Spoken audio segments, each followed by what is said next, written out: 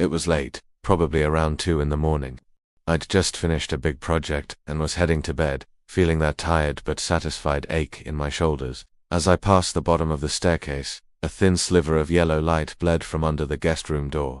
I froze. Did I leave it on? I couldn't remember the last time I'd even opened that door. My first thought was practical. A wiring issue. Old house, old wires. It made sense.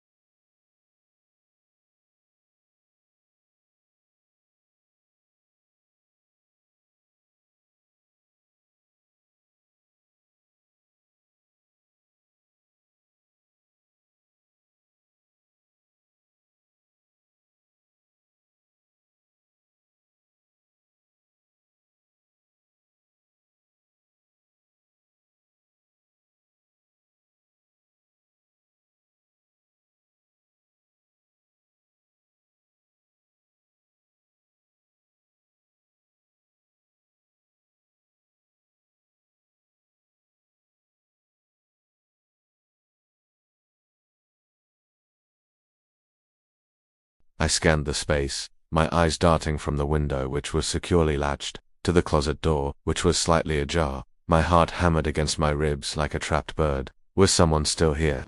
I backed away slowly, my gaze fixed on that dark gap in the closet.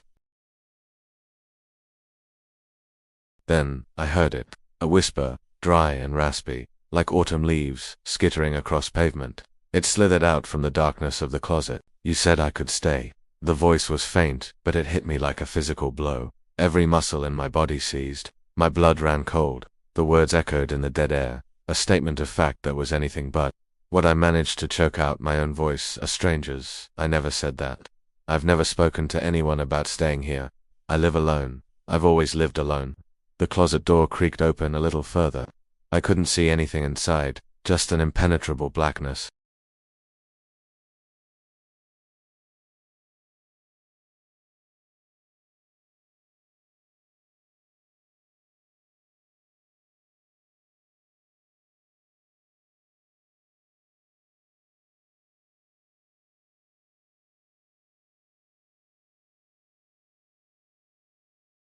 I thought back, desperately searching my memory for any conversation, any stray word that could be twisted into this promise. There was nothing.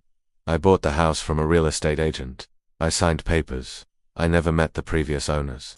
I never spoke to anyone about a long-term guest.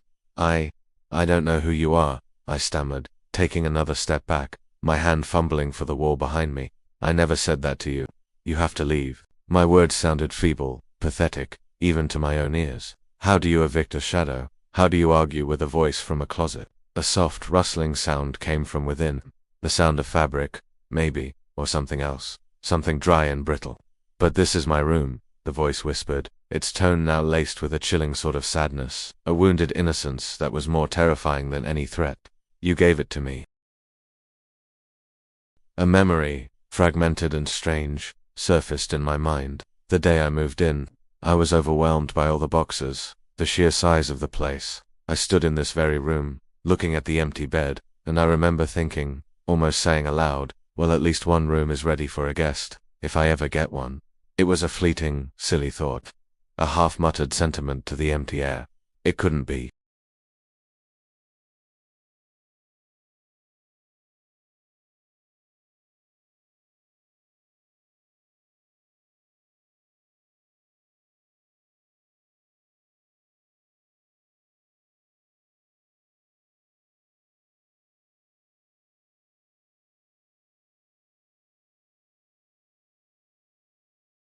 The creaks, the rattles, the cold spots. It wasn't the house settling.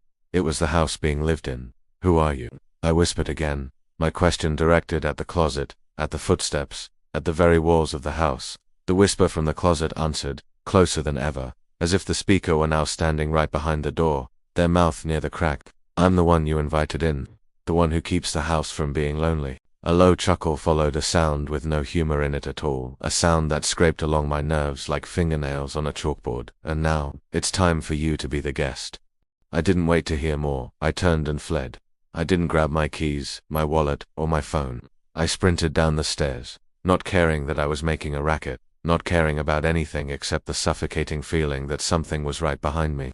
The front door felt a mile away. As my hand closed around the doorknob, I heard the guest room door slam shut upstairs with a deafening boom that shook the entire house. I burst out into the humid Georgia night, the grass cool and wet beneath my bare feet. I ran. I didn't look back. I just ran until the streetlights of a main road appeared like a beacon in the darkness. I'm writing this from a 24-hour diner, shaking, sipping coffee I can't taste. I can't go back to that house. I know it's waiting for me. I don't have guests. I was the guest, and my stay is over. The house is occupied. It always was. I just never realized who I invited to stay. Be careful what you wish for, or even what you think, in an old, empty house. You never know who might be listening.